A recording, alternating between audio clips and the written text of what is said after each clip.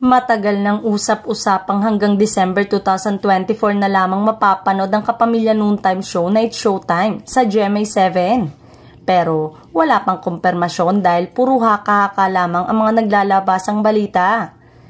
Isa si Ogie Alcacid sa mga host ng 15-year-old variety program ng ABS-CBN na napapanood sa GMA7, Kapamilya Channel, A to Z at All TV. Tulad ng karamihan, wala rin daw siyang alam tungkol sa mainit na issue. Saad ni Ogie, 6 months? I don't know. I am not privy to the dealings.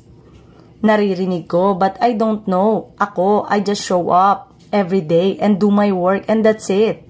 Hindi ko alam. I think wala namang may alam. I think it's hanging there. So syempre lahat kami sanay na kami na bahala na. Dagdag niya. Pero in fairness talaga sa GMA talagang ipinaglaban nila kami, especially Ma'am Annette. They're very welcoming. Naramdaman namin yon nung Bold GMA Gala.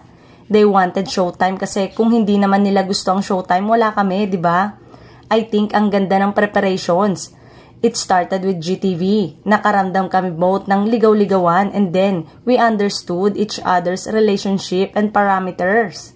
So, yung paglipat sa pagiging main lunchtime show ng GMA, sobrang imposibleng mangyari.